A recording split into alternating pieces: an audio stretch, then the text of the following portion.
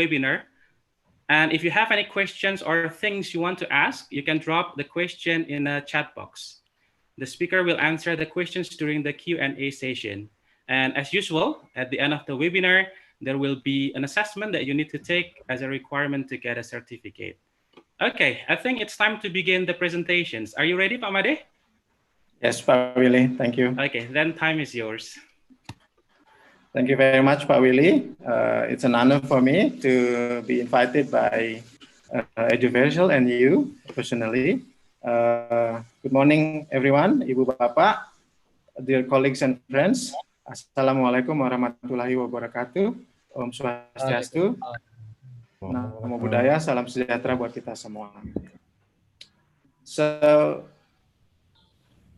I was contacted by Pak Willy, or I call him Mas Willy, and it's quite a surprise actually to have this kind of invitation. And looking at the need for our teachers and also all stakeholders at the moment in the educational sector, I think this kind of activity is very important. So that's why I accept this invitation. I probably have met some of you here in the audience because some of my students or friends contacted me earlier about this event without I'm knowing it prior to this. It's good. So good morning and welcome everyone. Today we are going to learn together. So it's not about I become the one who knows everything, but we are sharing the knowledge, we are learning together. So allow me to share my screens now.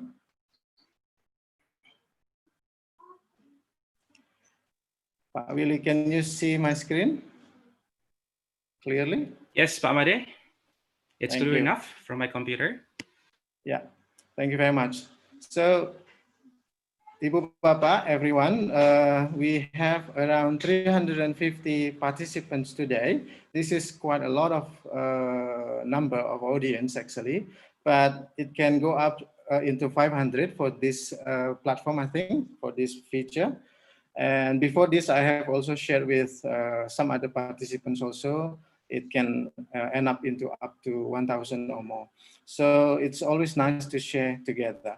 Today's topic is going to be about retaining online learners. So what it's meant by retaining online learners will be shared after this. But before that, as what is introduced by Pak Willy, I am Ade Heri Santosa. I am from Universitas Pendidikan Ganesha. It's located in Bali, Indonesia. This is my email. Apart from teaching and researching in Undiksha, do some social works like Bali Edukasi, where I travel to remote areas in Bali to teach and help young poor kids, disadvantaged kids in schools for free. I also develop applications like learning applications for learning English, including virtual reality applications for learning language.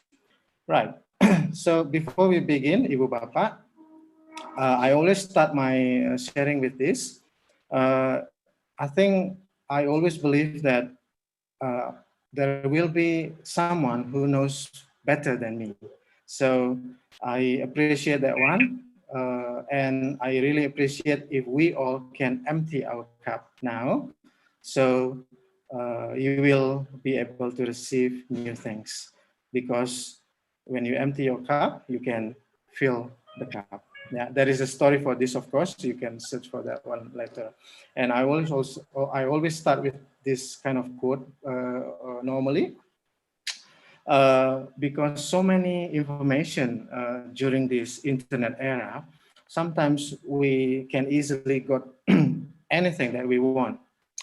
The thing is that sometimes we resist to that kind of information because we are not opening our mind. So an open mindset, open-mindedness is very important when dealing with explosions of information. So these two things will be my main concerns when sharing with anyone every time I talk.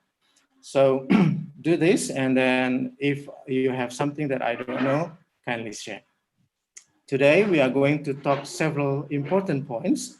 The first one, I would like to talk about what happens actually today. Is it the same with before today, let's say like that? And it is important to understand the principles of online learning and also what is actually called today. Is it online learning or something else? The second important point that I would like to address is our theme today, actually, how to retain our online learners, how to engage them, in another word.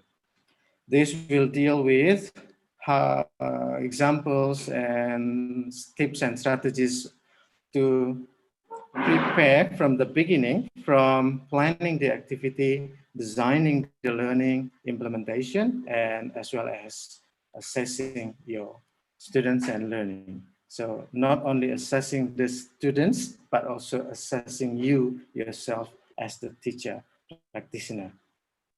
The third important point will be the frameworks that actually can happen without you explicitly uh, mention.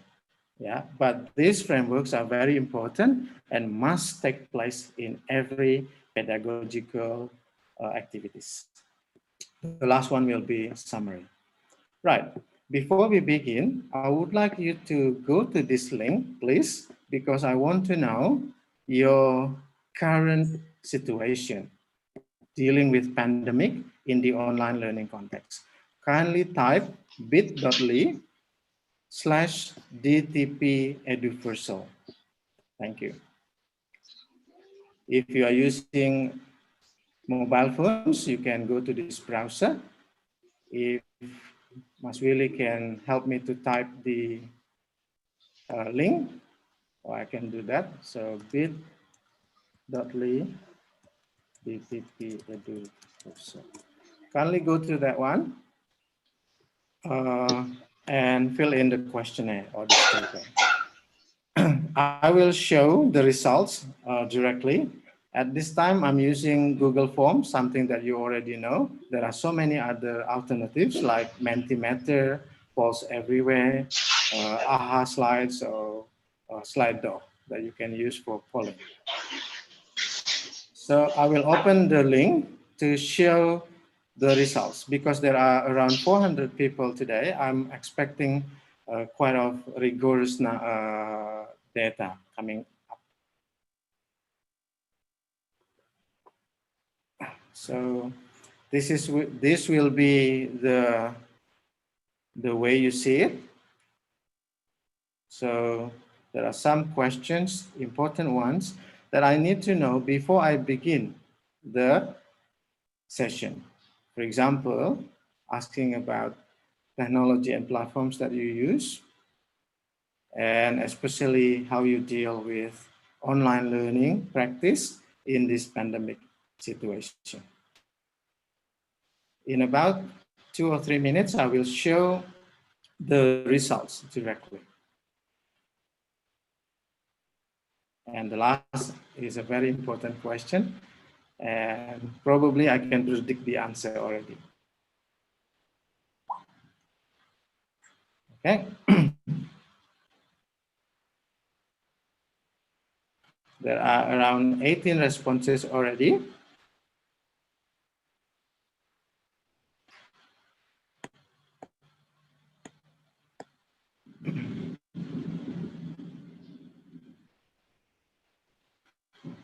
So from 44, it keeps coming up. For several others.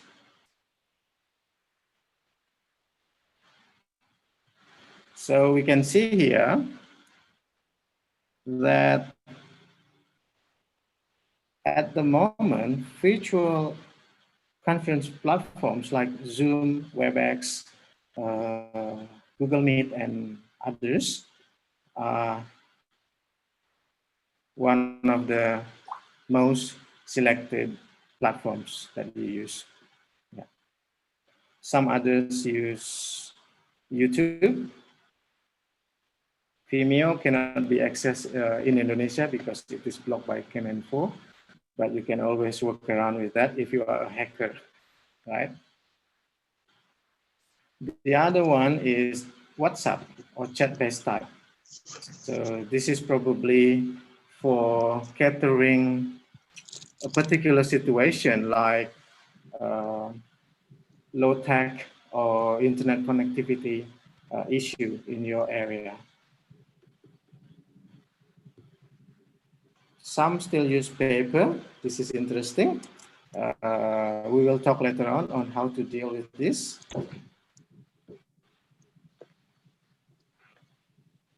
Right, but very less using Mentimeter, Edpuzzle, and apps, other apps, yeah. Tidak. Ah, Itu dok. Kerupuk awan. Apa yang dia? Tidak. okay. The interesting part with having virtual meeting like this is that you can, especially in webinar, you can do this while sleeping or having other things to do. Yeah, less budgets, less travel. Now let's go to the second question, which is 200 people already. During this pandemic, I'm competent in designing online learning. So if I can look from this one, around 1/3 of you think or feel that you are good. Yeah, you are good in designing. So designing means everything. Yeah, from planning, from up to assessment. Now, many of you are in the middle, which is some research say happens to Asian contexts because Asian contexts are undecisive. Yeah. Right. The next one is I'm competent in preparing online learning, media or materials. So once you know what you are going to do, you think that you are competent. Yeah, you are competent in, or you are good. You are able to prepare the media and materials. Media and materials are different things. So, but in this case, I just put this together. So the same. So many of you are in the middle. You are not sure. The next one is that about assisting the students to achieve the learning objective, ya, tujuan pembelajaran. So again, the same thing. Interestingly, around 26 people are not competent or low level of competence, let's say like that. And around 10 are very highly competent on this one.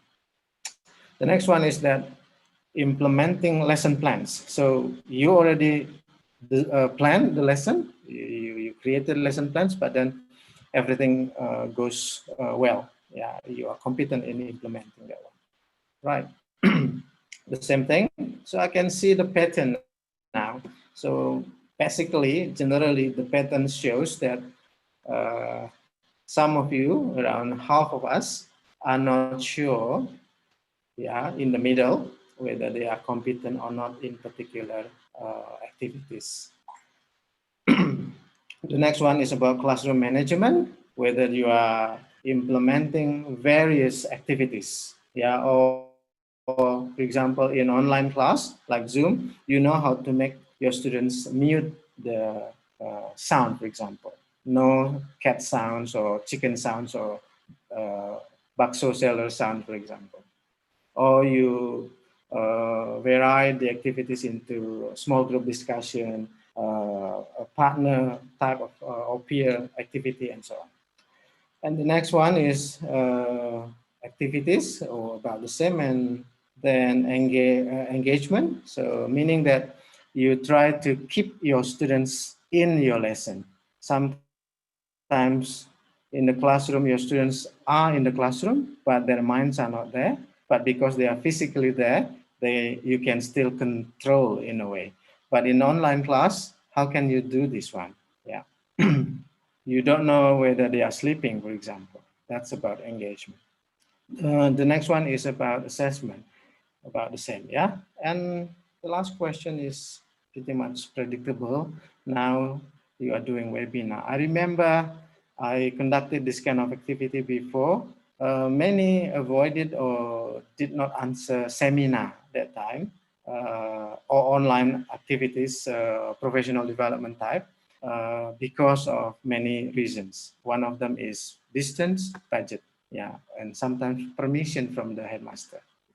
Thank you very much. So I got around 276 responses, and the idea is that many of you are around 3 or 4, meaning that you are not sure, and some of you are quite competent. Yeah, competent. Let's say like that. You feel that yourself are competent. Now let's go back to the slide. Thank you very much for that, Ibu Bapak and dear colleagues, colleagues for this one.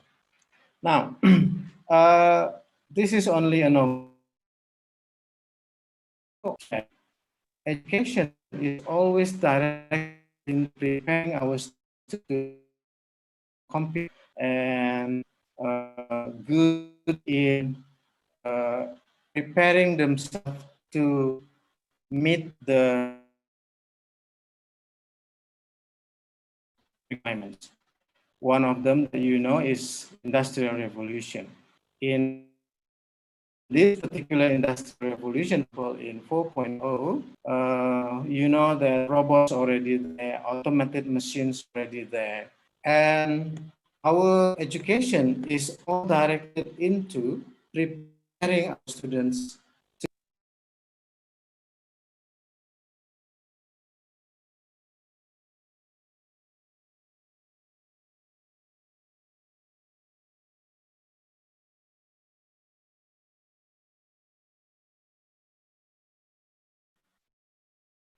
Hello?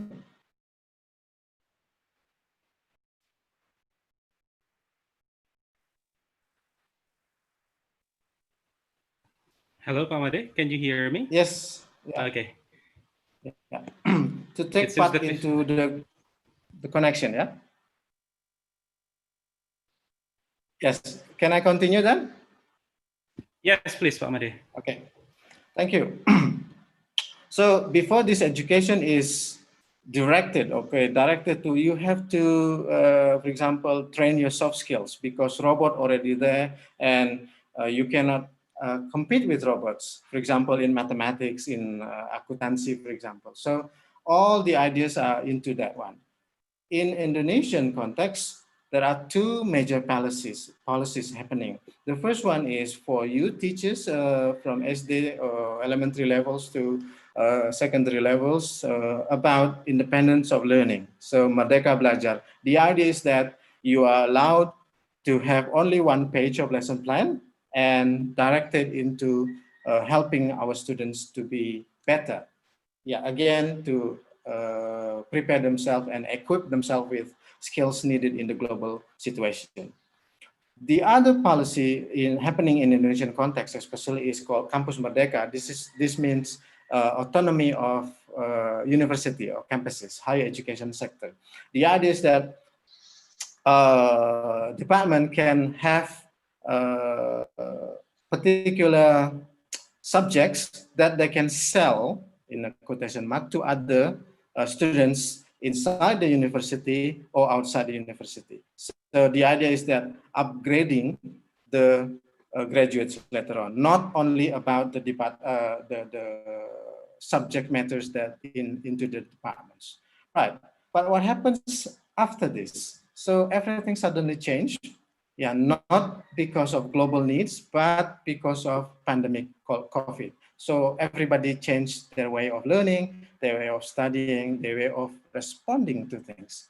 If I am using the framework from Fullen, for example, it's called new learning process. You are asked and required to learn, to play, and to produce or research at the same time. Okay, because it is happening at the same time. I remember the first time pandemic happened in the world. I was still in Phnom Penh, and then I went to Kuala Lumpur and Singapore that time, and everything is in a way outside there is already getting serious, but in Indonesia it's not like that. So it's not that serious compared to today. But then after 3 months or so, I think everyone is already familiar to this kind of situation. The first week of online meeting, for example, I remember I was teaching a lot of my colleagues, seniors, and also many teachers, how to deal with Google Meet, for example, something technical, or Zoom. And the next issue is that how to deal with their lessons, how to give feedback, for example. It's not easy, yeah, and so on and so on. Right. What happens to our school? So with the teachers, you know what happens to the teachers. Teachers are very busy, the busiest person in the world, I guess. So there is a joke that if you married to a teacher, then you are a hero, because teacher work from the morning up to the evening, from planning to assessing their works, correcting the students' work. So praise the teachers then. Uh, they have to do lesson plans, they have to do administrative stuff like certifications, some of them have to work outside teaching activities like Gojek or Ngojek, and so on and so on. So what happens to our students today? So they learn from online platforms. Some of them needs to help their parents selling things, for example, in small stalls. Some of them cannot even continue their study. I remember I got so many texts from my students in the university that they mentioned that they cannot continue next semester. It's very sad, actually. So things happening at the moment. Yeah, our students got stressed because the teachers or lecturers have so many platforms at the same time. One lecturer use Meet, one lecturer use Zoom, and so on and so on, and so many assignments. All right. So you are forced to use this. I remember I used Zoom even before it is popular, and it's good, but that suddenly it's just like very rising very fast today. You are forced to use this kind of platforms. Not all of you are familiar with this kind of platforms, I know, but they are there, and they are have plus and minus on this one. So you use Zoom, you use Meet, you use WebEx, you use Teams, you use Lab, for example, you use TeamLink, you use Jitsi, an open source platform of Zoom, like Zoom. In a particular context, you use WhatsApp or Facebook video, which is good now, having 50 participants. It's good interface. Yeah, you don't need to install anything. You use Telegram because it can have more participants than WhatsApp. You use Discord if you play with games, for example. This is like WhatsApp, but you can create different groups inside a group. So subgroups inside a group, yeah, rather than having so many WhatsApp groups. Okay, so you can use Discord. So suddenly you have to study these apps and platforms. Some of you suddenly use Schoology or LMS or Moodle or Canvas or Edmodo or Neo or Classe, uh, an LMS platform from Indonesia, or Google Classroom, which is quite famous today. Before Google Classroom, we have a lot like Moodle, Schoology, Canvas.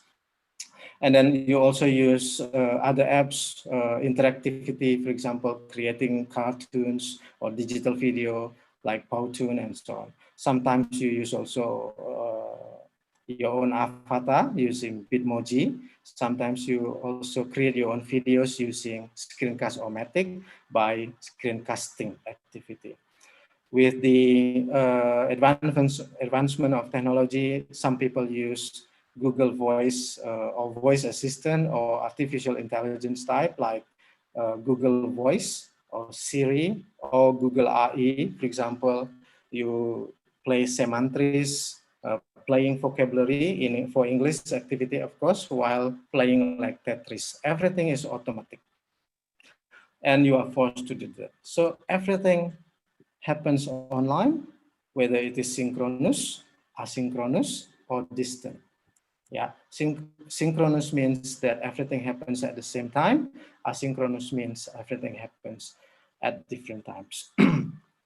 Everything is so abrupt, so you are not ready. You are asked to shift yourself, even you are asked to disrupt yourself.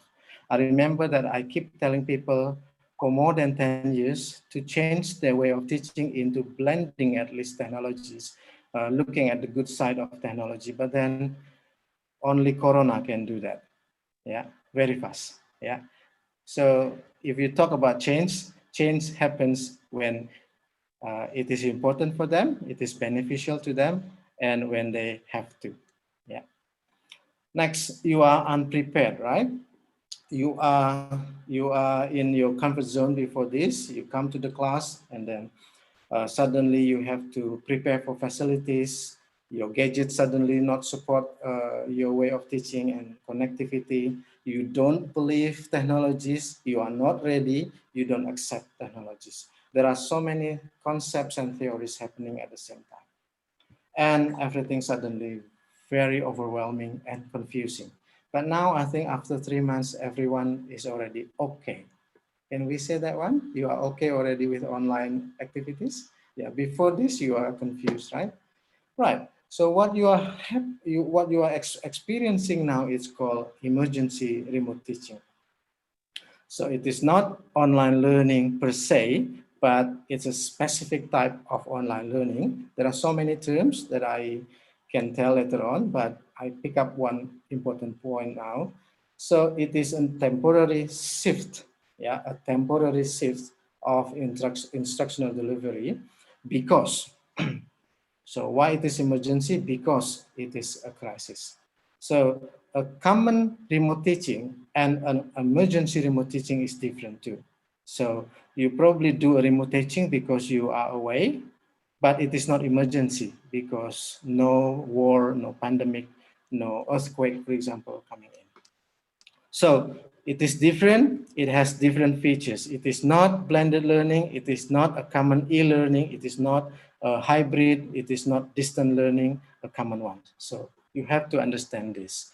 So when you already understand the concept of online learning, you have to understand also the difference of important points that you need to look when conducting online learning. The first one is the space is different.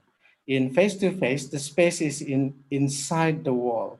But in online learning, the space is beyond the classroom wall. So it is not only outside the wall, but beyond, meaning that you can ask the students to go to search to internet about Egypt, for example, or about Eiffel Tower in Paris. So it is beyond the classroom wall, and you can make it effective if you know how to do it. Yeah, it is not only asking them to go to Menara Eiffel or Eiffel Tower and then nothing happened. So the presence is also different. So you have to know whether you are physical, like today, or whether it is mental also. Yeah, you have to be there. Many of our students are stressed today, and you have to be there. As a teacher, you have so many roles. Yeah, some students do not show up because of being pressed, yeah, being even stressed because of so many situations. You have to be there. Mental presence, psychological presence, physical presence. Interaction must be different also. In the classroom, you can see the eye contact, you can see the facial expressions, but here in Zoom, for example, I cannot see everyone's face. And if you use Google Meet, for example, when you screen share, you cannot see the face. You just see the slides. Yeah, things like that. Very technical. Right, the motivation will be different. Your students' motivation is very important. Yeah, if you cannot cater the motivation, then you cannot make them learn meaningfully. Engagement is also a very important thing that you have to think. Probably some of you already know about this, but the question is that, do you really do it? Do you really address this kind of points? Engagement, there are so many levels of engagement, which level that you are going to address. At the end of the slides, I will explain about that. The feedback is also very important. Sometimes many stories coming to me, so that you just give assignments, but then you do not assess the students' work. You do not give feedback to your students' work. So this is very important. Right. Now, when you already change your direction into online learning, you have to understand the online pedagogy and specifically the effective online pedagogy, because online learning is not only moving the hard materials into soft copies. So it is not only digitizing the materials. Many are only, uploading ebook like 200 pages and then ask the students to read. That would not happen. Learning will not happen like that. You have to chunk the materials. You have to focus on particular materials that you are going to address. Online learning, it's using platforms, but you have to make it work. You have to provide effective strategies and activities, and the activities and strategies must provide the rooms for your students to be active, to understand, not to memorize only, because you are aiming for higher order thinking type of capacities. The next one is the interactivity, including presence. It must be interactive. If there is a discussion in the discussion forum in LMS or in WhatsApp, you have to be there. Yeah, you have to trigger questions, for example. Sometimes because Asian students are shy or passive in a way, you have to trigger. They are very afraid of us in a way, but they sometimes cannot be very cannot active or be active at the same time. The task load must be also considered. Do not give something very difficult, something very easy. So there is a theory called flow theory. It must be n+1, yeah, n+1, something higher than the ability of the students that you are teaching at that time. Right, when you know already the pedagogies, now let's go to technical skills. You have to have the online skills, effective ones. So, for example, teaching in online learning context is not only about teaching, but you have something technical here. The first one is that how to design your online course. So if you are using LMS, for example, learning management system like Moodle, Schoology, or any other things, you have to know how to scaffold, how to put the topics or meetings in order. Yeah, you just don't put everything there. In one folder, for example, there must be clear steps. For example, whether you start with the content, whether you start with YouTube watching, videos watching, whether you ask them to do note taking, or whether you ask them to do discussion at the first stage of one topic, for example. And then what comes after next until the assessing and reflecting time. The second one, in online skills, you have to consider the verbal and non-verbal presentation. In face-to-face class, verbal is easy, but now in online class, non-verbal is very important. What is meant by that? For example, in Zoom meeting, a synchronous meeting like this, there is an emoji provided by Zoom. For example, the clap hands and the thumbnail. That's non-verbal. But in WhatsApp, for example, you can use emojis. And Indonesian context, believe me or not, are very good in using emojis. Sometimes you just give them emojis and then you can play around asking them to interpret the emojis. So there is already a webinar by ITEL, Indonesian Technology Enhanced Language Association, on WhatsApp and emojis before this. When conducting online skills, you have also to be expert, or let's say you know what you are going to teach with your subject matter. You have to understand the content of your lesson. So this deals later with a concept called, one of them is called TPEC, for example. You have to understand the content. The next one, when you already understand the content, you have to be able to design various activities, relevant ones, to help the students to achieve the learning objective. Remember, the idea of any lesson is to help them to achieve the learning objective. You have to train yourself to have effective questioning skills. So questioning is seems to be trivial or seems simple, but if you can have a good questioning skills, for example, it will help the teaching and learning process well. For example, rather than asking a yes/no question, you can ask your students with, for example, opinion, because when they give opinion, they have personalized perspective into something generic, for example. If you ask the students, for example, who is the president, the first president of Indonesia, to 40 or 30 students in one class, and one smart student will answer Sukarno, the discussion will end. Okay, so for example, you can change the question into, what do you think of President Sukarno, the first president of Indonesia? That will give varieties of opinion or responses, and also at the same time provides opportunities for many students to respond. So questioning skill is very important. You have to think of students' engagement too. So whether you are aiming at their attention and also their engagement at the same time. So in this way, you try to keep your students in your online class. Something technical, when you design your learning management system class, think of visual design. For example, the use of color, the use of navigation, the menu, whether it is on top, on the left, on the right. So something like that. So graphic user interface is very important.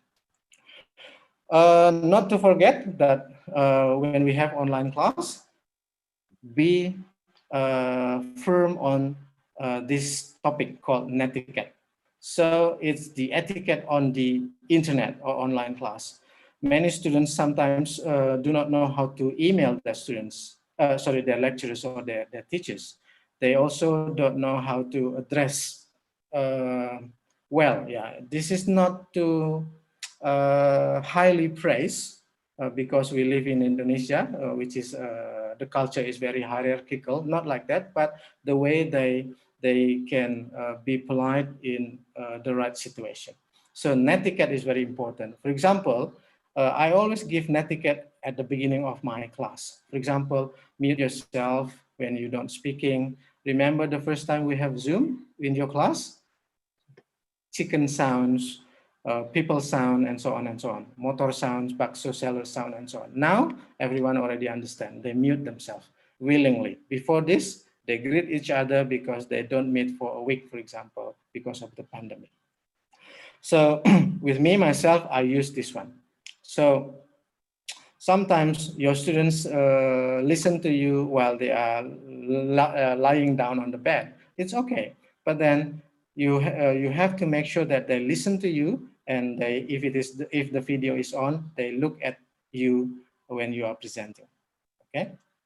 Now, the idea for educational change today is that something urgent happening. Not only you have to prepare the students to be ready for the future, like Industrial Revolution 4.0, to work together with artificial intelligence and so on and so on, but also because of pandemic, education today is changing, and you have to change. Luckily, people adapt quite well. Many webinars coming in, people take a massive online course willingly. Before this, not so many. People know how to stream even. This is something very technical, to Facebook or YouTube, like today. Eduversal stream this one into YouTube, I think. So people can do technical things with this, for example, using OBS at the same time. Right. The question is that how long that we are going to be like this, and how ready we are to deal with this kind of thing. So I tried to summarize some stories from teachers and students regarding with this situation.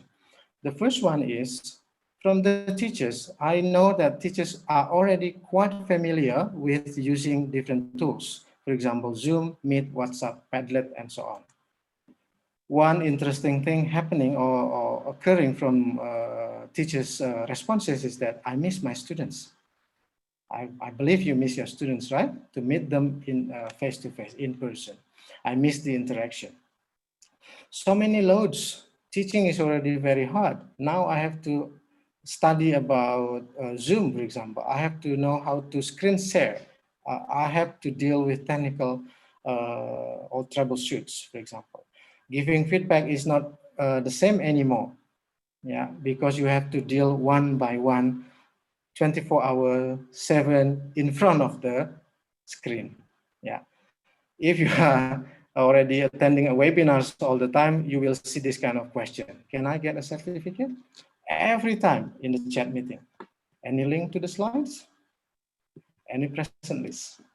So this is interesting that many of our participants, if you join a webinar from, let's say, a different context, this kind of questions will not come in. Yeah, will not come up. Yeah, right. From the students' point of view, our students now they are getting familiar with types of platforms and tools. They are Generation Z. They are believed to know technologies, but trust me, not all of them know how to use technologies effectively for their learning. Now they know. I miss my friends, the same like teachers. Loads of assignments. Suddenly the teachers give loads of assignments. And where is the feedback? So things like this happening. Now, regarding with our topic today, I'm trying to tackle with these issues, let's say like that, into one package. Yeah, because when you talk about retaining your learners, you just cannot address one point of view of teaching and learning process, because teaching and learning process is a comprehensive and big package of process. Now, how you engage your learning in a way to retain your online learners? My suggestion to you is you have to always revisit your pedagogy. First, always go back to learning objective. This is very important. Learning objective is like a map. If you are a treasure hunter, for example, you always look at your map for your direction. If you are doing research, learning objective is like your research question. Sometimes you get lost, sometimes you don't know what to do. Always go back to your learning objective, because this will direct you and guide you to the next things. For example, the selections of media and materials, whether it is audio only, whether it is visual only, whether it is audio visual, whether it is using multi-modes, yeah, picture, audio, and video, whether it is using multi-channels. Are you using WhatsApp only? Or you combine this with Padlet for online discussion wall, for example. Then when you know already your learning objectives, you know, or you start thinking with the activities and strategies, whether you are going to use brainstorming at the beginning, whether you are going to use think, pair, share during the meeting, whether you're using jigsaw or small group or whole group. So objective will determine the media activities and then assessment. When talking about assessment, you cannot only think a simple kind of assessment, let's say that you want to test your students. Assessment is something different. Assessment can be done whether you want to assess for learning, which is something very short. Another term for assessment for learning is formative. Yeah, whether you are going to use assessment of learning, this is summative, and whether you are going to use assessment as learning, this is reflective. So for learning means that you are going to check their understanding in a short time. Of learning, you are going to check the student's understanding in a longer time. Yeah, for example, one semester. As learning, it can happen anytime. And the idea is that you are going to check the student's understanding to reflect to themselves. What have I learned? What challenges did I face? How I cope with the challenges, for example. And this is very important. Now, talking about learning objectives, every activity should be based on learning objectives. And once it is set, all the activities should be developed accordingly. I know that you already have experience for this one, but the question is that uh, are all of my activities reflected well in the learning objectives?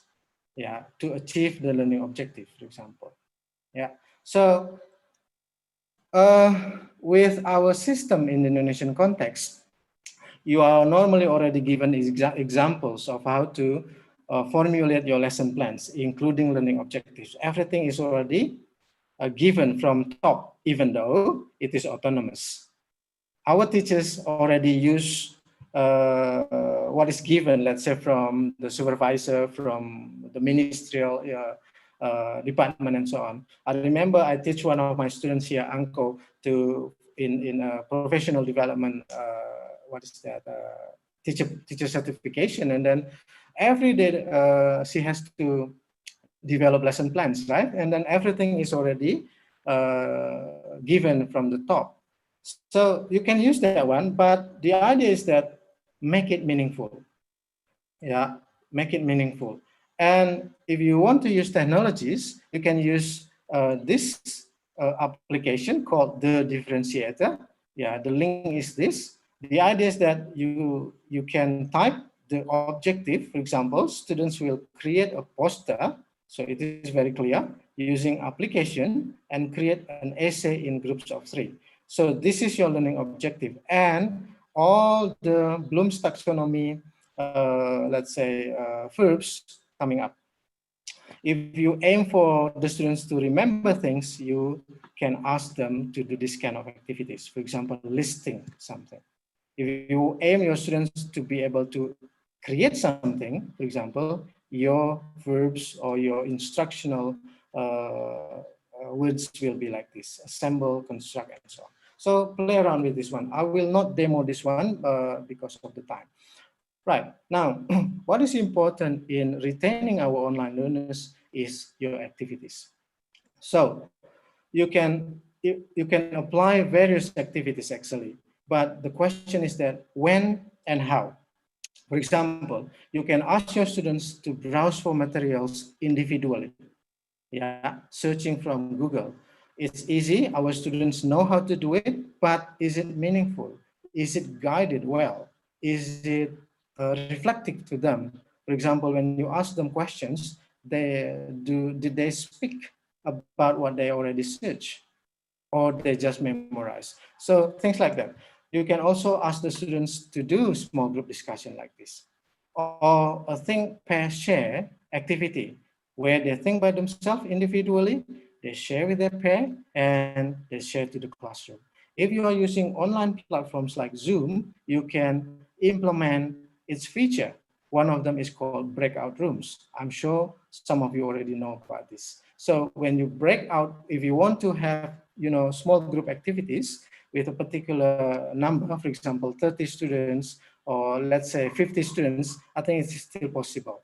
So you can break out your students into different groups of particular numbers, for example, 5 students, and then they will be assigned automatically into different groups. Okay, and you as the teacher in online platforms like Zoom can enter and also leave that particular small group without they know.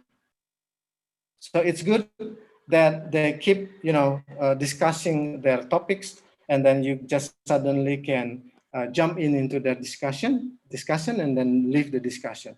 Of course, when asking the students to discuss things, you have to have a clear guidance. Otherwise, they will not discuss. They will talk about something else. And then you can also vary your learning activities into classroom discussion, a whole group discussion. So in Zoom, for example, or in Meet or in WebEx, you can ask the students whole class like this. Yeah. And you can also vary this into asking them to create mind map, for example. Later, I will demonstrate this kind of thing. Yeah. And you can also implement jigsaw or rotation station. Yeah, the rotation station can be also modified. For example, whether one group is doing it offline with their groups. One group is doing it online. One group is with the teacher, and then it's changing. And then everyone is, checking and giving feedback to each other, to each other's group, if you are using group. And with this online situation, you can do this using WhatsApp. You can also use online wall, for example, like Padlet. If you are like to use drawing activity for brainstorming, for example, you can use Charlala or whiteboard.fi, for asking them to draw. Yeah, if you want to use artificial intelligence, for example, you can use quick draw artificial intelligence and asking the computer to guess what you are drawing. So this kind of activity make possible by technologies. But remember, the idea is not technologies only. Yeah, later I will summarize this one. And then if you are using LMS, if you can use Edmodo, for example, for free platforms, or if your institution are using premium version like Moodle, for example, if they have servers already, you can use discussion forum in LMS. Right. Now, I already share with you a lot of concepts and principles. It might be boring, but it is important in a way, yeah? Why I tell you that? Because I want you to really understand the concept of conducting online learning. It is not only how to deal with your students, but how to deal with yourself as an online teacher, yeah, online learning teacher. So you cannot just change everything into online. You have to change yourself first. You have to understand the concept effectively and correctly. Now, I give you example.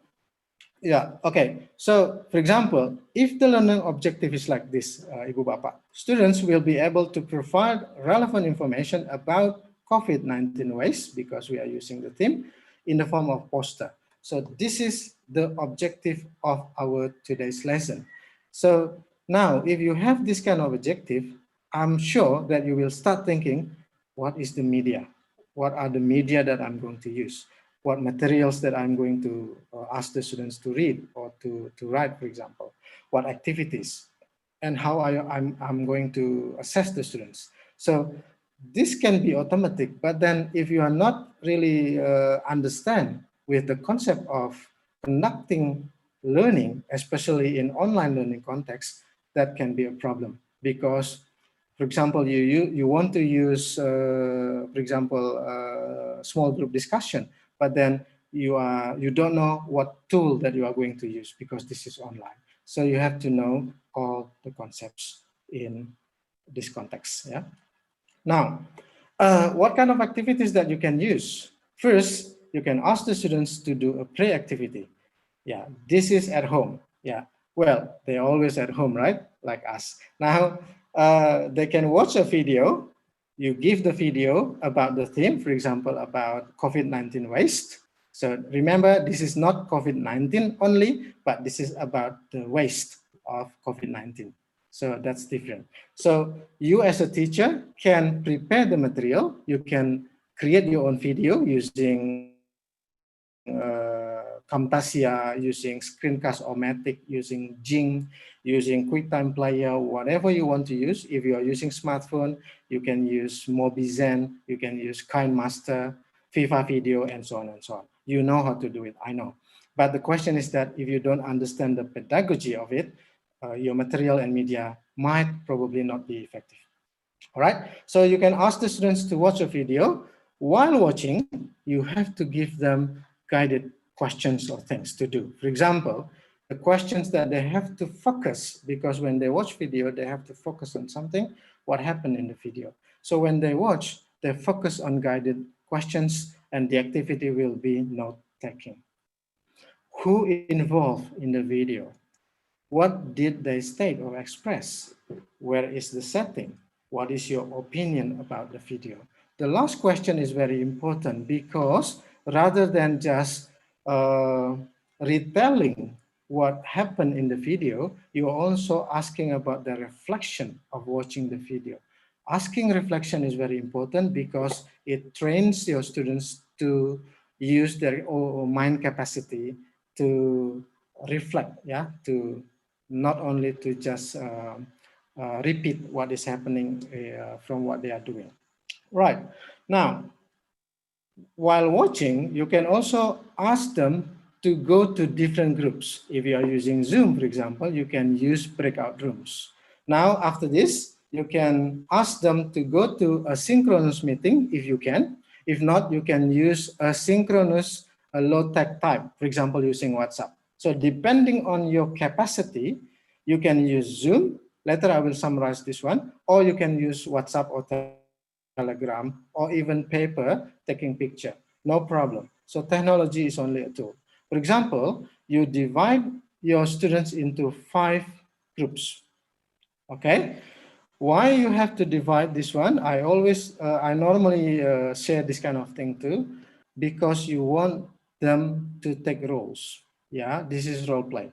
So rather than responding the same thing from the same video, the same material and media, you can ask them to have different points of view.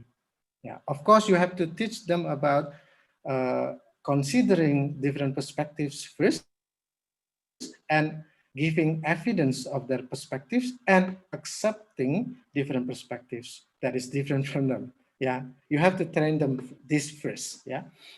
Right.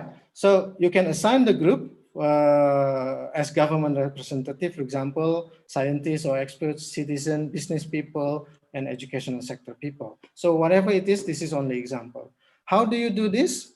You can just use lottery, or if you want to play around with technology, you can use randomizer.org, for example. Randomizer is very important, or any other randomizer platforms.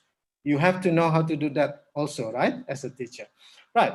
So then if you don't use Zoom, you can think of other ways. For example, using Discord, you can create subgroups, yeah, within the same group in Discord.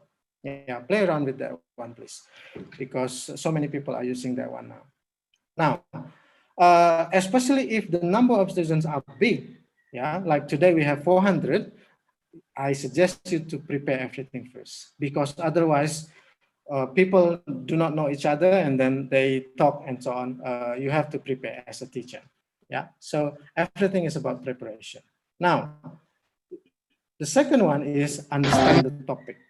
So they watch the video already, you ask them to divide themselves into particular roles, and then you can ask them again to watch the video together in a synchronous activity, or not if you don't have capacity to do that one. For example, if I ask them to watch them together, I will play the video like this. I hope you can hear the sound. Mas Willy, can you tell me later on? And now we have this to contend with. We have the coronavirus and all these masks are now washing up on the beaches.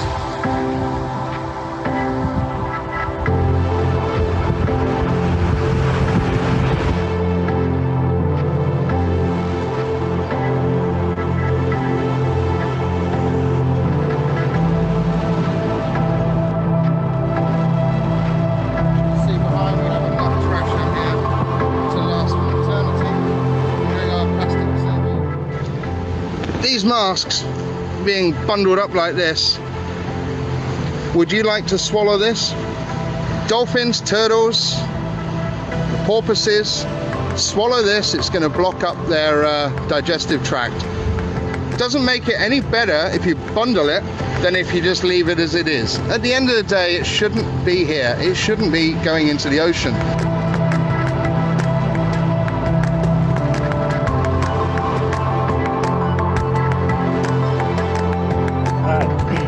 So you give the link also, and make sure the video is short.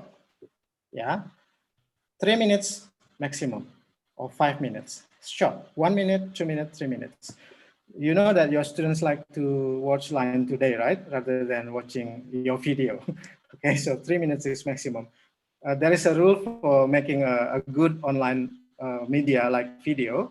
30 seconds will be introduction, 1.5 minutes will be content, another 30 seconds will be closer. So that's the idea of media. Right, so you ask them to watch that one already at home, they take notes, you can ask them to watch again together or in a WhatsApp, but they watch it in their own device because of the connection issues. And then later after this, still in their own groups, you can ask them to go to do discussion, to share what they already learned. For example, you are using Padlet. Yeah. So I already set up a Padlet discussion wall for this one, 4 different rules. You give example first to make it clear. So this is the link. All right. So if you click, it is active. Yeah. So government group will go to government group only and then telling what they see from the video, what they know from the video, what happened, and what is their opinion. So you use the guided question. The same also go to other groups. After this, you as the teacher can always check students' work, yeah, online, right? So they will be there all the time. So other than only watching the video and putting what they already learned into Padlet, you can also ask them to go for more information. So not only from the video, they can also search for other materials. For example, from Google search, of course you have to direct them, from books, from news, even from interviews. Yeah, from Gugus Tugas, for example, from help people, from the Bupati or regions or governor. It is always possible today. You can even interview, for example, Buzz Aldrin, the astronaut, if you want to talk about space. It is always possible. Elon Musk, for example. Yeah, of course you have to, try first. Yeah, about that.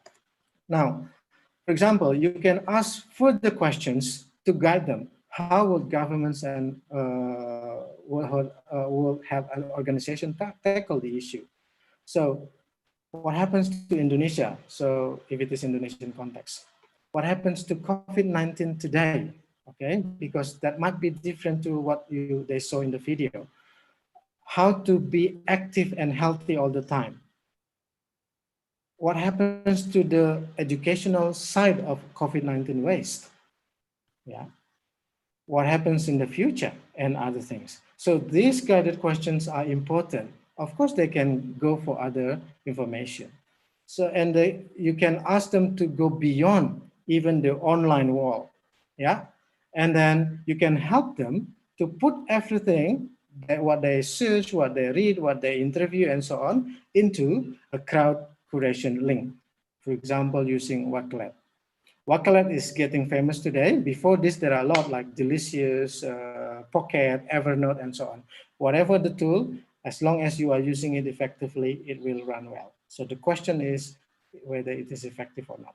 So for example, if you are using Wakelet, it will be like this. So I already did this project before with students from Jakarta, and we are creating a book now on infographic projects. So this one is already set up. You give the link, it is open to those who access the link. So now there are 84 items, and then you give the guided questions here, and then everyone can copy and paste links, YouTubes, whatever it is, into this Wakelet. So crowd curation is very important. So all the students can read from each other material, yeah, and then go back to their own roles and then respond from the perspective of the assigned roles, still in the same role, yeah. Now I go back to this one. So they go back to, they read from the Wakelet crowd sources, they watch the videos, they go back to their roles, they are still staying in the roles. Yeah, right. This is what happens in Wakelet. And then again, they go back to their Padlet after reading more resources. Yeah. Right. Now, these are some examples of Padlet's responses, right? From different roles. Okay. Right. So in this way, you are guiding them and engaging them at the same time, retaining them all the time. Yeah, because your activities are clear, the instructions are clear, and also probably meaningful for them. That's your expectation, right?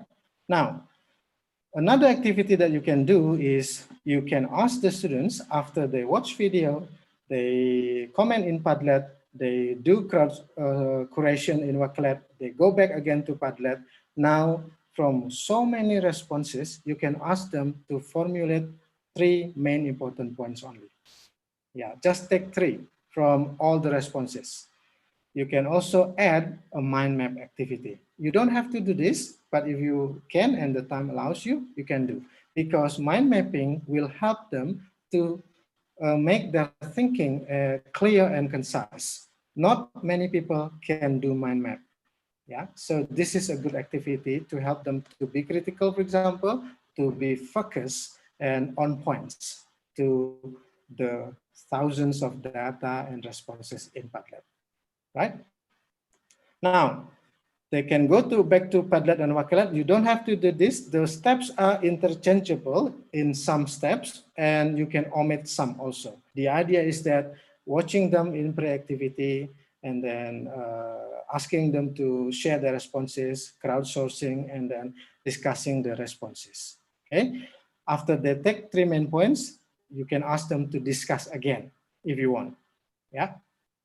And then they can revise based on the discussion on the 3 main points only. For example, it is in the form of mind map. They share their mind maps and then they revise again based on the feedback given by their friends. If you don't use mind map, for example, you use just listing, you just do the same thing, all right? If you use mind map, you can ask them to play around too. Why it is important, for example, to use mind map? Because they can have fun with applications. If they don't know applications, they just can draw in the piece of paper and then take a picture. That's always possible. Again, technology is only a tool. Yeah. Now, the last part from your activity to make it meaningful and also to retain your online learners is asking them to express their understanding in the form of project or products. One of the products or projects that can be used and asked to your students is asking them to create a poster. So remember the first learning objective, I asked the students to create a poster. Yeah, so this is the final product. The poster can be something like on the right, which is with pictures and words. Sometimes it is only image like this. Yeah, they cannot create this kind of poster if they don't have scaffolded, meaningful, and active activities that they had earlier. Yeah, especially with information like this. But you have to differentiate poster and infographics later on. Yeah, later I will explain about this. So the poster. As a teacher, you have to tell your students how to make posters. Yeah. Can they use other platforms and applications? Yes, but you have to start giving them choices. For example, using Canva, Adobe, and so on and so on. Okay, believe me, your students can come with something amazing later on and something that you don't know because they are more apt with with technologies. Okay, but you also need to show that you know how to do with this. And remember, don't forget to give the way you assess your students. This is important because they know what kind of activities or dimensions that will be assessed from their works so they can focus. This is only an example. Yeah, this is called a rubric. I'm using a rubric because it's a performance type of project. Yeah. Okay. Now, you can stop there. You can do a follow-up in online activities.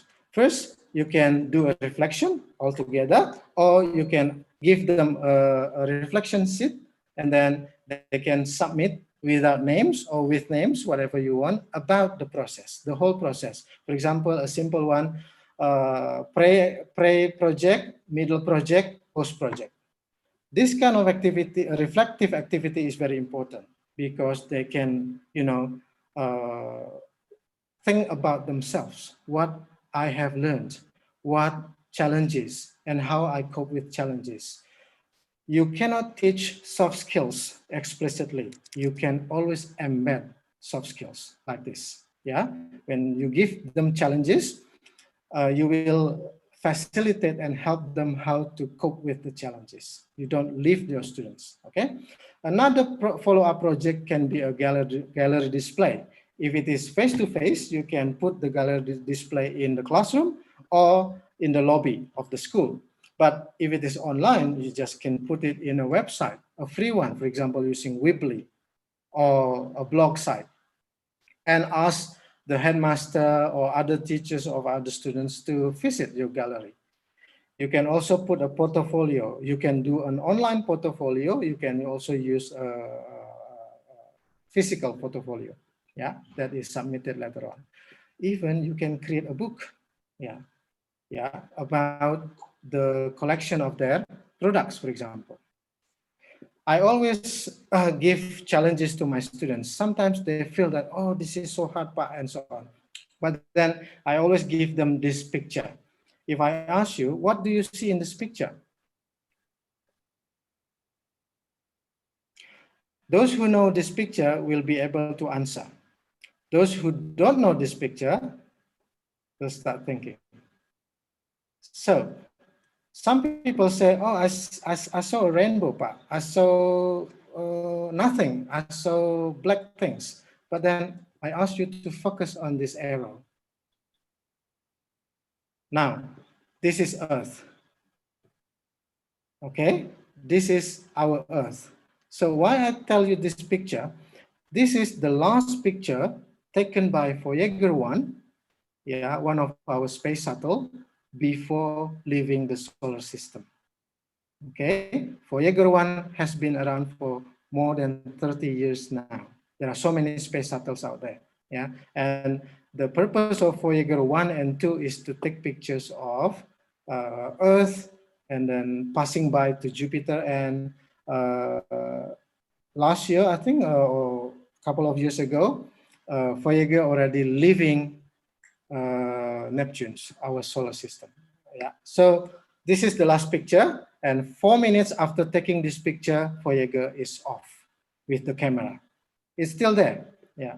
Now, why I give them this picture? Because we leave only these small dots. This is a picture called Pale Blue Dots by Carl Sagan, telling that we only live in these small dots.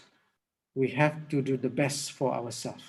Yeah, you don't quarrel with your friends, you don't have wars with others, but go hand in hand and do something beneficial with your life. Yeah, stop only taking pictures and upload it in Instagram, for example.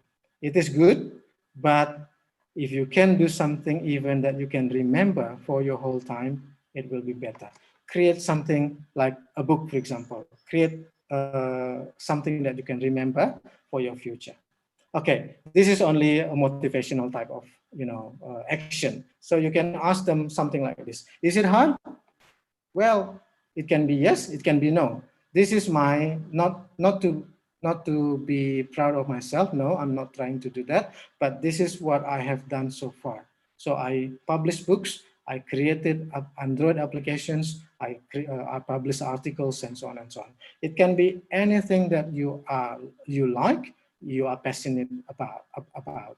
Yeah, it doesn't have to be articles or books. Whatever you like, do the best for that, and do to make it remembered for your future. All right.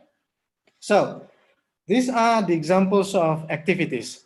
Can you do other things? For example, other than posters? Yes, you can do. You can ask the students to create meme, for example, as simple as this, depending on the levels.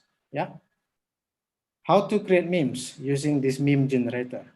You can ask the students to create comic, for example, using comic strip, Pixton, and so on. And don't forget also the rubric. You can ask the students to create infographics, for example, but remember, explain first about that. Yeah, for example, this, and of course the other concepts. Yeah, because it is not easy to put all the information into only one page with relevant numbers and data. How to create infographics? You can tell the students to go to these tools, for example, Canva, Genially, and so on and so on. And then this is from Canva, this is from Genially. Everything is there. The tool is already there. The question is that how can you fill into the tools? How can you use the tool effectively? All right. This is the rubric. Remember, give the rubric also. You have to create this one first before asking them to create something or to do something. You can ask the students to create a news report also. Yeah, for example, using screencasting project, you record your screen. Yeah, using Quick, KineMaster, Screencast-O-Matic, QuickTime, and so on and so on. This is the rubric. I'm sorry, this is in Indonesian. Right. So what actually have I shown to you with the example of designing activities to retain your online learners? I actually did several steps here. First, I asked the students to watch video with guided question. Second, I asked them to take notes and answer guided questions. Third, I asked them to look for other information about the topic. Okay, this first three is like something happening before. Next, I asked them to formulate answers in WhatsApp, for example, or in Padlet. I asked them to write their answers. And then I asked them to check other groups' responses using rotation station or jigsaw, whatever you want to do. I asked them to see and discuss the feedback given and then revise the answers given by other groups. And then once they already have so many meaningful activities, I ask them to express their understanding, not only answering a test, which is very low order, even though low order thinking activity is also important to help them to go to higher order thinking activity. But in this case, I ask them to make a project, which is a poster. And then they can also discuss and revise, or you just can collect them directly. And at last, I ask them to reflect on what they have done throughout the process. The process can be long, can be 1 week, can be 1 month, can be 3 months, or 1 semester, depending on the learning objectives. You can also collaborate with other teachers from different subjects like mathematics, arts, drama teacher, and so on and so on. Make it relevant, make it meaningful to everyone.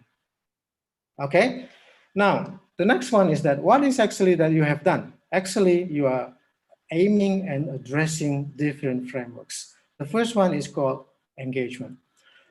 One of the theory from engagement is given by Skeletski, Philip Skeletski. There are 5 levels of engagement. What you aim for your engagement is always the highest one. That is engagement. Where engagement happens where there is a high attention and high commitment from your students. And you also as a teacher. But what research says, in Asian context, our students are in number 3 normally. Ritual compliance or strategic compliance. For example, in the classroom, their bodies are in the classroom, but their mind is not there. That is called ritual and strategic compliance. Yeah. The next one is you have to aim for deep, meaningful activities, learning. Yeah, for this one, there must be different types of interaction happening at the same time. For example, teacher to student, student to teacher, it's normal.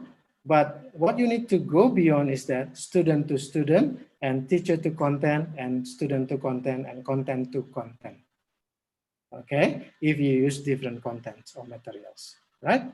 Now, what actually that I already showed to you just now is actually the implementation of a complete, comprehensive package of learning activities, starting from, for example, inquiry-based, collaborative, project-based learning, active learning, and then all the activities are directed to help them to master and understand the learning. And at last, to show their understanding, they have to express their understanding into a product, for example, not only answering multiple choice. Yeah, right. What I am doing actually, one of the project, one of the 21st century learning platform or frameworks called project-based learning. You can integrate this with inquiry-based learning or discovery-based learning at the same time. Why project-based learning? Because it is not students doing project, but students are facilitated to produce something at the end. That's different. If students doing project, you can easily ask the students, okay, students, at the first meeting, we are going to create a poster. And then while you are explaining, your students already finished with the poster. But with project-based learning, you guide them, you facilitate them, you provide rooms and space to them to have active and meaningful learning. And at the end, you check their understanding into any products that you want to assign to them. Okay? You can read this later on. I also employ what is called differentiated instruction, where you know that there is a concept called individual differences in one class, where your students are different. Their inputs, their ability, their hobbies, their passions, their whatever. So you cannot have the same thing for them. Yeah, the learning objective can be the same, but the way you treat your students must be differentiated. The way you differentiate your students can be from the content, can be from the process, and can be from the product. What I give you as the example just now is differentiation in terms of product, because it is not easy to differentiate the whole thing. Yeah, you can ask one group to create poster, one group to create comics, one group to create infographics, video, and so on. So that way you check whatever they do, if they understand, they can perform. Yeah, depending on the rubric or the way you assess them. And the next thing is that remember that when you deal with technologies, you have to understand the subject or the content first. You know how to deliver the contents with different strategies, which is pedagogical, and you know how to integrate with relevant technologies. This is called TPACK, TPAC. There are a lot of versions of TPAC. This is the common one. And don't forget, the one outside TPAC called context, for example, facilities, attitudes, experiences, resources, and so on. So if you want to teach whatever it is, whether it is offline or online, don't forget this kind of framework. So at the same time also, you don't only teach the cognitive aspect, only looking for scores, but you are also teaching them to train their soft skills. For example, the way they collaborate, the way they to be creative, the way they to be critical, and effective communication, and also their characters. Yeah, there are many questions about character. For example, how to teach character in online learning? Easy. If you ask them to submit their projects in next 2 weeks, and it is based on their agreement, then it is about character. If they don't show up, that's about character. But of course, you can always communicate with them, yeah, and so on and so on. There are so many ways to teach characters, even in online contexts. Right. You can read this yourself. Basically, when you conduct online learning, you have to consider these principles. The objectives, the expectations, you have to be present, you have to connect them to real world applications, like what I give you example just now. You have to know how to teach the online one, you have to give feedback promptly, and you have to engage them. All right, so what we have learned today, we know what happens today. I already shared with you the principles of pedagogies and skills to conduct online learning, where it must be chunked and unbundled and personalized. Make it personalized, yeah, to let them learn meaningfully. You can do a flipped learning, but the in-class learning must be virtual at the moment because of the situation. You can gamify your learning. There are a lot of concepts that I throw just today. I can always come back to you later on in different occasions. But at the moment, I'm trying to give you principles that you must consider in online learning. You also do differentiation. You must effectively integrate everything. You just don't use online apps, but it doesn't work for the students. It is not meaningful. Remember the assessment and feedback also at the same time, and aim for meaningful learning. With this way, you will be able to retain your online learners and engage them in the online learning context. The last part that I'm going to share, remember this. You don't force yourself to use Zoom all the time, every week, if your connection is not good. So think about two basic things. First, whether it is immediate or not, whether you must do it that time or not, and your bandwidth. If the red one, if it is immediate and your bandwidth is high, you can do video conferences. But then if your bandwidth is low and it is not immediate, you can send your materials through LMS or email or WhatsApp, and then ask the students to respond within a week, for example. So think about this, okay? At the end, what we are doing now is called new learning. It is not how you use technologies. It is not about what technologies that you use, but how you use technologies effectively. As a concept from Warschauer, for example, there must be a critical approach with here pedagogy and with technologies. Okay, it is not about technology only, it is not about pedagogy only, but there must be a critical integration or approach between the two. All right, these are the references if you want to look and read more. And thank you very much. I've written this to Mas Willy as the moderator. Thank you. Thank you very much, Pak Made. That was very useful presentations. And now we are moving on to the questions and answer session. And it seems that we have a lot of questions in the chat box.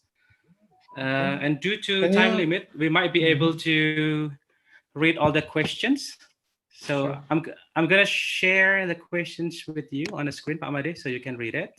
Can you stop the screen because I cannot see the panel at the moment. Maybe okay. You move it. Yeah. Okay. Yeah. Yes. Thank you. Here we go. So these are the questions. Right. Wait. Will you choose the questions to me already? Okay, good. Yes, I have written these questions here. So the first questions, is there any suggestions that you can tell us as the teacher to attract and to accompany that kind of students? So this is the situations. So I want to ask about students' participations, will they communicate with the teacher more in personal chat using emoji or more? But sometimes the students just get so lazy or hard to get up earlier in the morning, so that they just pass the online learning. Or the situation is the students just ignore a teacher for some reasons. So is there any suggestions that you can tell us about this kind of situations? Okay, thank you, Mas Willy. I think this happens to us. Some students we don't know whether they are lazy, they are not able to join. There are so many reasons of students being unable to join our class. But again, what I shared to you just now is that you have to make sure that your learning is attractive or making them learning. Yeah. By saying that making them learning is that you have to make sure that your learning activities, your learning lessons and so on must provide rooms and space and must be meaningful to the students. You have to design it like architecture. You have to think which comes first, which comes second, and so on. And the idea is that make it meaningful. That way your students will not be lazy. That way your students will not pass your class. Regarding with time, I think you have to also to reflect. If it is too early in the morning, you can move the class. Yeah, into, for example, asynchronous, that your students can respond not at the same time. Okay. Okay, thank you. I can respond. All right. Yeah. Thank you, Pak Made. And then the second question is how to deal with students who don't want to participate in the group assignment. Okay. Good question. First, you have to have a common grounds. So there should be a common rules that you set up, like netiquette that I shared just now. So include everything. For example, the concept of praise and punishment will work here. So when students, for example, perform and do the tasks accordingly, you can do praise. Even verbally in the online context, in WhatsApp, for example, you can just verbally mention the names. That will help. The same thing like in the classroom, you get your present list, like, right? So who can answer? I will give points. But of course, that's not the way you always do your class. You have to make sure the activities and go back to your learning objectives all the time. Punishment is also important in a certain level. So you don't show off force because you are the teacher and then you can do everything, but you can do a particular level of punishment. For example, you don't, you show who got scores and so on. With me, I don't normally mention names because I appreciate privacy. And I know that the context of Asian, the way the saving image principle is works here. So you don't, criticize people in front of the public. So I normally chat them personally. So I think personal touch is also important. Sometimes you create jokes also using emojis. I like to use Korean, what is that, emojis like BTS, Jungkook, or things like that, things that work with your students, even though that I don't know much. I know a lot now about Korean things because my students, okay. So again, teaching is not only about transferring information, but you as the teacher must act as the counselor, the facilitator, the mentor, the one who knows the way, sometimes the one who forgives, sometimes you have to listen to things. Yeah. Thank you. Thank you, Pak Made. So we have some more questions here. I'm sorry. Yeah. The next question is, wait. If the students or parents are stressed by many usage of platforms, what should we do for this problem? Should we use only one platform or any other solutions? Thank you. Thank you, Mas Willy. Parents are important part for learning actually. Before pandemic, parents probably just go to the school, most of them, not all, and then think that it is the teacher's job to help the students, their kids to learn. But actually, parents are important in the sense that parents must involve in the learning activities. What you can do actually with the one that I give example, you can ask the students to involve their parents. For example, you can ask the students to interview their parents about COVID-19 waste. That way, the parents will feel to be, incorporated or involved in the process of their kids. Also, you can ask the parents to give reflections or comments or opinions about the task being done by the students. That way, I think parents can start to take involvement in their kids' learning.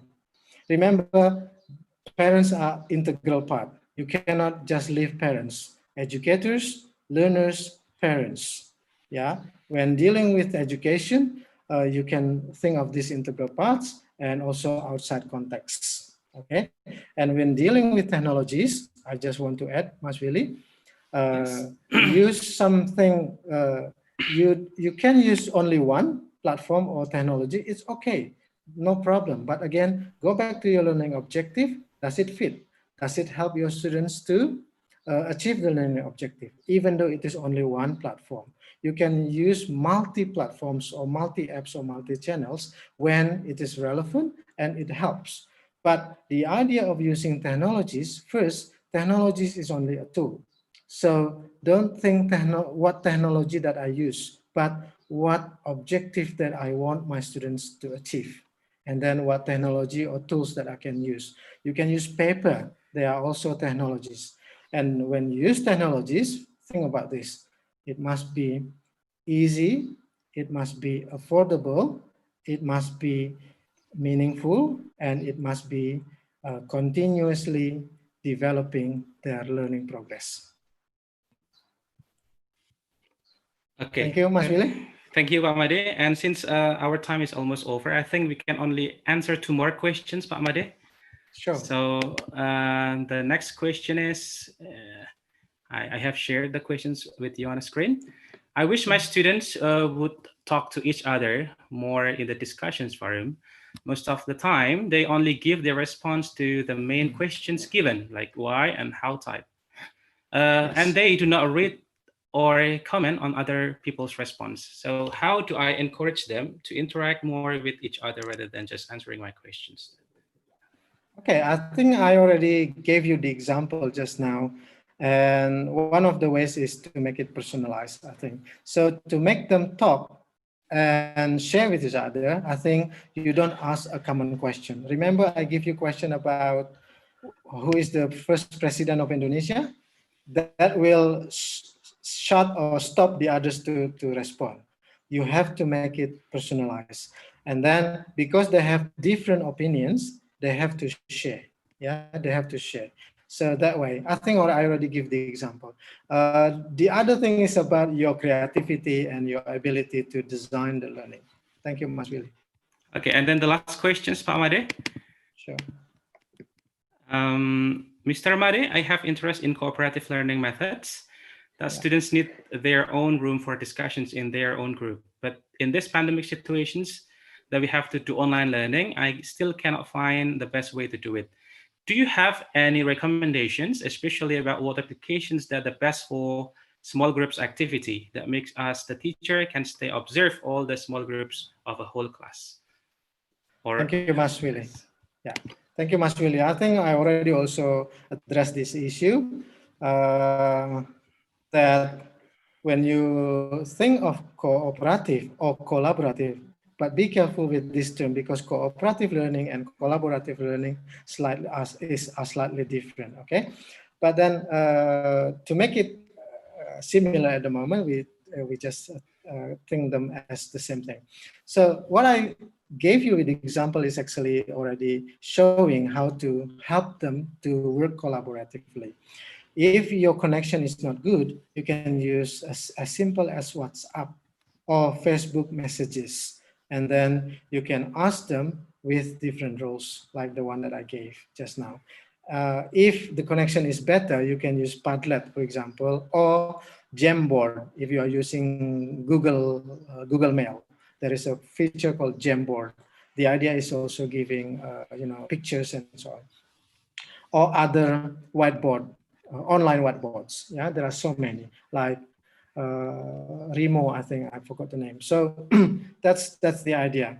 But then you can leave them to work together, whether it is at the same time.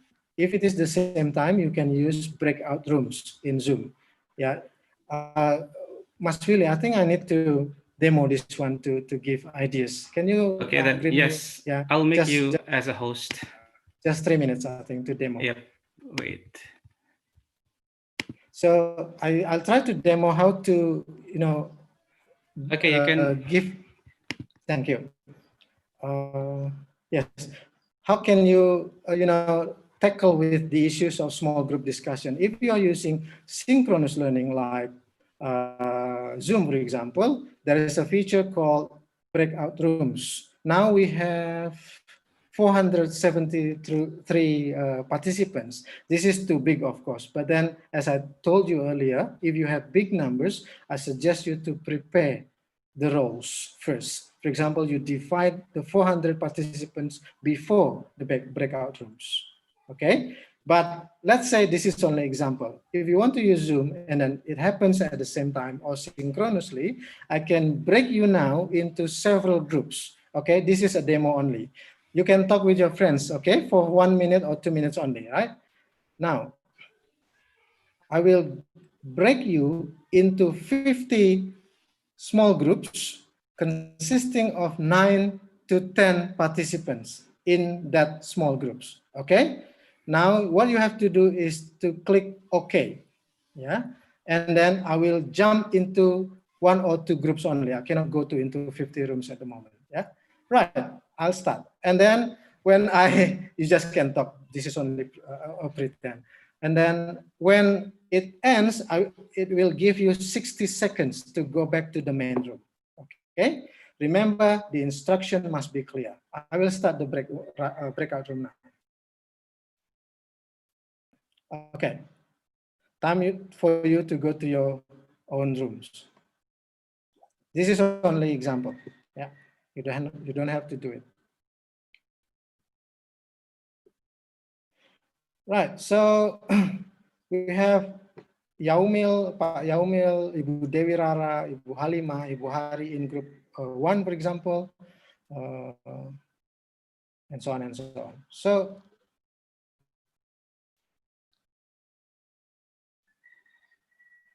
right.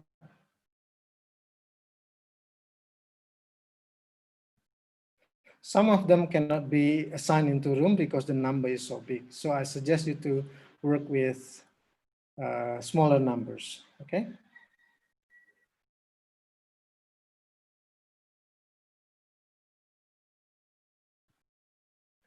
Right. So this is only example. So when you are into the room, I can join you without you know that I am into your room. But of course I can talk and then you realize that I'm in your room. Yeah. Okay. I need to move you automatically. Yeah. I need to set up something first because I'm not the host, so I need to do that one first. Yeah. Okay. Right. I guess it is not starting, yeah, because of the number. It's actually not coming into the room. I tried to do it once more. I need to move you automatically and then set countdown and then recreate. Probably I make it less than 50 because it's too many. Right, so now there will be 12 people in one room.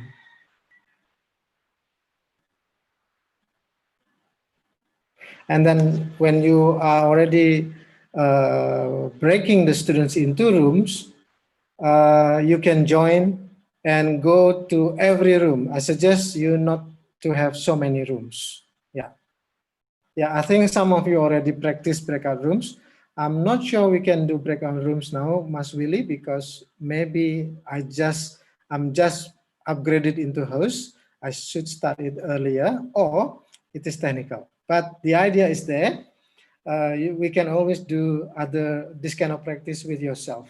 Yeah, even using personal accounts of Zoom. Okay.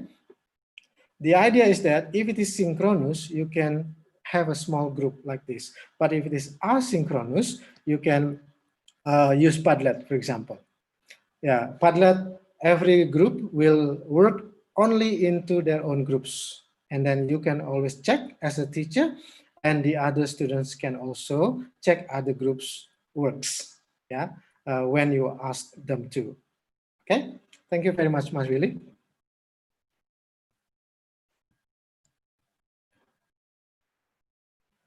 You are still muted. Okay, thank you very much, Pak Made. Yeah. Okay, I think that's all for our sessions for today's webinar. And for all participants, as you know that you were supposed to take the evaluation after this webinar as a requirement to get a certificate. So I'm going to share the link that you can follow to take the assessment. Up. Yeah. Pak Made, can you please enable me to share the screen? Sure, oh, yes. I already okay. make you the host now. Okay, so this is the link that you can follow to take the formative assessment for today's webinar. So it's bit.ly/certificate DTP 2020. And the link will be available until 11:30. And I'm going to remind you once again that you make sure that you enter the correct email address, because if you are not entering your correct email address, we are not able to send you the certificate.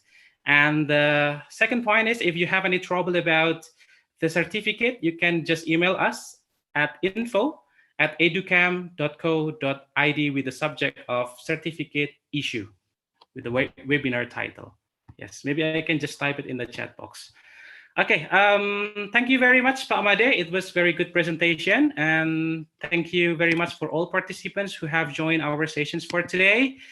So I think this is the end of today's session. Once again, so thank you very much for Pak Made for sharing with us. Okay. Can I say something? Oh yeah, for the final remarks. Yeah. Yes. Yeah. Okay. Thank you, Mas Willy from Eduversal for inviting me. Thank you, Ibu Papa, my colleague teachers and lecturers and also participants. I'm happy to share with you. I'm sorry that I cannot respond to all questions, but basic Zoom can do breakout. The materials are already sent to the committee. Yeah, you can always email me in my materials already there, and I'm happy to share with you and learn with you. Thank you, Mas Willy.